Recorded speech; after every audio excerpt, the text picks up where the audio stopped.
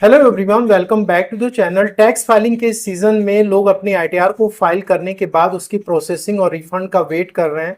लेकिन आज के इस वीडियो में ऐसे 15 मिस्टेक्स मैं बताऊंगा जो कि डिफरेंट स्टेजेस पे आपके द्वारा होती हैं, जिसकी वजह से कि आपकी आईटीआर प्रोसेसिंग में जाती ही नहीं है या फिर वो प्रोसेस हो भी जाती है रिफंड के साथ तो आपकी रिफंड आपके अकाउंट में नहीं आ पाता है।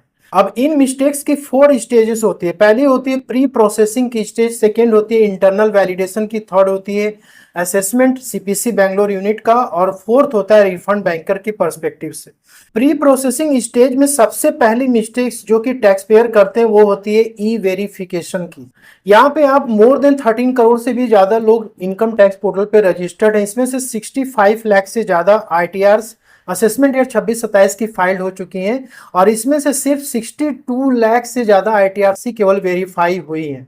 रिमेनिंग जो आईटीआर ई वेरीफाई नहीं हुई है वो प्रोसेसिंग में दोस्तों जाएगी ही नहीं।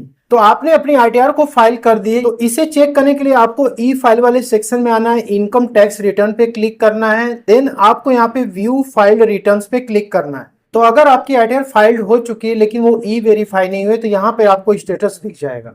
यदि आपके केस में आईटीआर ई वेरीफाई नहीं हुई है तो आप फिर से यहाँ पे ई फाइल में आओगे, यहाँ पे ई वेरीफाई रिटर्न्स पे आपको क्लिक करना है। तो आपकी आईटीआर यदि ई वेरीफाई नहीं हुई है, सिर्फ सबमिट हुई है, तो यहाँ पर उसकी ई वेरिफिकेशन की स्टेटस आ जाएगी। आपको यहाँ से उसको ई वेरीफाई कर लेना है। आईटीआर को ई वेरीफाई करने की जो टाइम लिमिट होती है वो 30 डेज होती है। जिस डेट को आपने फाइल किया है उससे 30 डेज के अंदर आपको आईटीआर अपनी ई वेरीफाई कर लेनी है। और सेकेंड होता है कि बैंक अकाउंट जब आपकी प्री वैलिडेटेड नहीं होती है, इवन कि आपकी आईटीआर प्रोसेस हो गई रिफंड के साथ, लेकिन आपका बैंक यदि प्री वैलिडेटेड नहीं है तो आपका जो रिफंड होगा उस बैंक अकाउंट में नहीं जाएगा। आपका अकाउंट प्री वैलिडेटेड है, इसको आप कैसे पता करोगे? इनकम टैक्स पोर्टल पे आप लॉगिन करोगे, यहाँ पे आपको प्रोफाइल सेक्शन में आना है, माई प्रोफाइल पे आपको क्लिक करना है और यहाँ पे आपको माई बैंक अकाउंट पे क्लिक करना है। तो यहाँ पे आपका जो बैंक पोर्टल पे एडेड है उसमें आपको चेक करना है कि यहाँ पे वैलिडेटेड लिख करके आ रहा है कि नहीं। यदि आपका बैंक वैलिडेटेड है, यहाँ पे एलिजिबल फॉर रिफंड यदि आ रहा है तो आपकी आईटीआर यदि रिफंड के साथ प्रोसेस होगी तो आपके इस अकाउंट में क्रेडिट हो जाएगा। यदि आपका बैंक प्री वैलिडेटेड नहीं है तो आपको यहाँ पे ऐड बैंक अकाउंट पे जाके अपनी बैंक की डिटेल सारी ऐड करनी पड़ेगी, उसके बाद आपका वो बैंक प्री वैलिडेटेड हो जाएगा। और थर्ड मिस्टेक ये हो सकती है कि आपने गलत आईटीआर फॉर्म फाइल किया हुआ है। अब देखो आपके ऊपर कौन सा आईटीआर फॉर्म एप्लीकेबल है, इसको आप बहुत ही इजी तरीके से फाइंड आउट कर सकते हो। आपको इनकम टैक्स पोर्टल पे लॉगिन करना है और इसके बाद आपको एआईएस वाले सेक्शन में जाना होता है और इसके बाद आपको एआईएस सेक्शन में जाकर अपनी टैक्स पेयर इन्फॉर्मेशन समरी आपको ओपन करनी है। यहाँ पे आपकी सैलरी की इनकम, डिविडेंड की income, saving bank interest, FD की इंटरेस्ट आ रही है तो आपको फाइल करना है आईटीआर 1। इसके साथ यदि आपको स्टॉक मार्केट है, म्यूचुअल फंड की इनकम है या फिर क्रिप्टो मार्केट की इनकम है तो आपको फाइल करना है आईटीआर 2। अब मान लो कि आपको आईटीआर 2 भरना था लेकिन आपने गलती से आईटीआर 1 फाइल कर दिया तो आपको अभी इसको जाकर के रिवाइज करना चाहिए। और नेक्स्ट यहाँ पर इंटरनल वैलिडेशन स्टेज, आपकी आईटीआर प्रोसेसिंग में जब जाती है तो डिफरेंट रिस्क पैरामीटर से होकर के गुजरती है।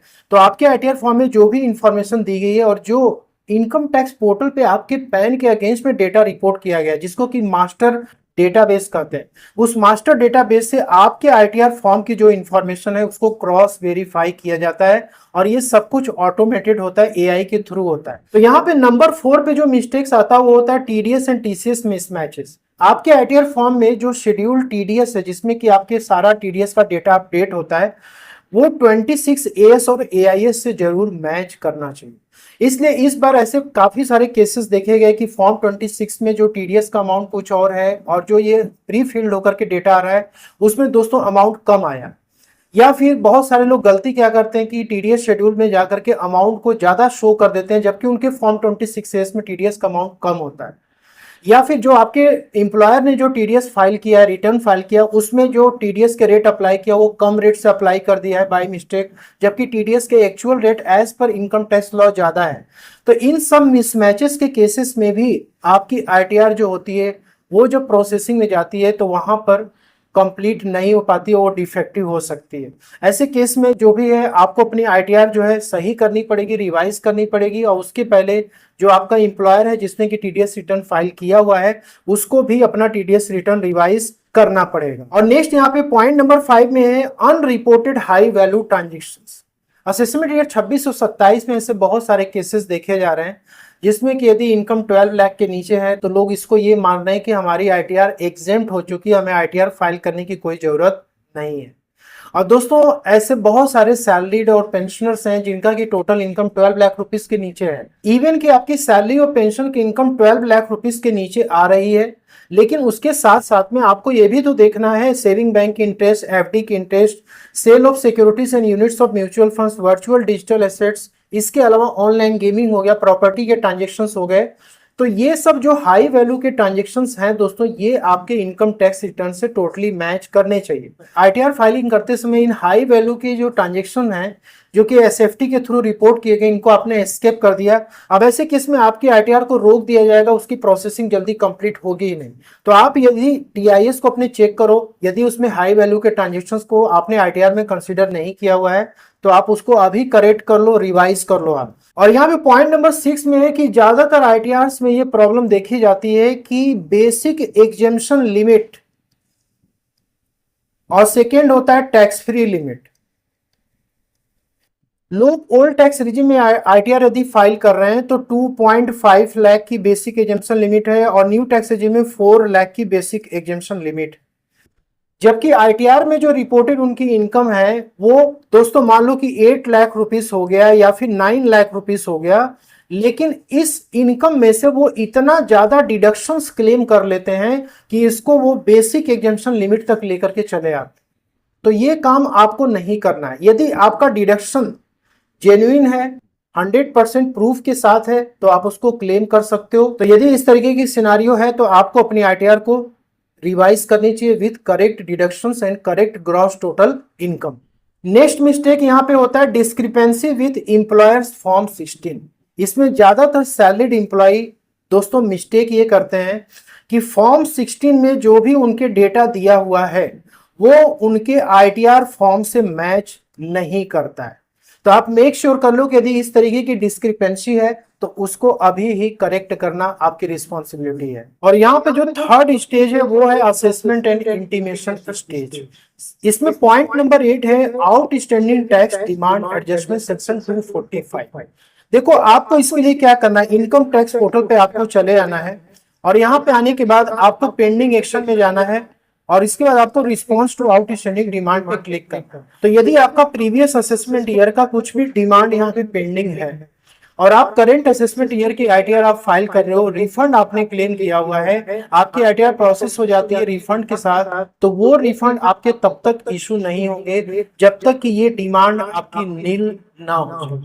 और इसके लिए आपको सेक्शन 245 का नोटिस भी मिलेगा। जब आपकी आईटीआर प्रोसेस होगी उसके बाद आपका रिफंड होल्ड पे हो जाएगा और आपको ये बोल दिया जाएगा कि आपका आउटस्टैंडिंग डिमांड जो है रिफंड से एडजस्ट होना है। और नेक्स्ट है पॉइंट नंबर 9। बहुत सारे लोग यहाँ पे आईटीआर में गलती क्या करते हैं पता है कि वो फॉर्म 10E को फाइल किए बिना जो भी आपको अरियर सैलरी मिलती है या फिर आपकी ग्रेचुइटी हो गया, पेंशन हो गया या उससे रिलेटेड जो भी आपको अरियर्स मिलता है उसका आपको क्लेम लेने के लिए सेक्शन 89 में आपको फॉर्म 10 ही फाइल करना होता है। सबसे पहले आप मान लो फॉर्म 10 ही फाइल नहीं किए, आपने 89 की रिलीफ क्लेम कर ली, तो उस केस में आपकी आईटीआर जल्दी प्रोसेस नहीं होगी, रुकी रहेगी और यदि प्रोसेस होती भी है तो आपके रिफंड आपको इशू नहीं। तो उस केस में आपको अभी अपने इस मिस्टेक्स को आईटीआर को रिवाइज करके करेक्ट करना पड़ेगा। आपको फॉर्म 10 ही सबसे पहले फाइल करना है, उसके बाद आप 89 के रिलीफ क्लेम करें।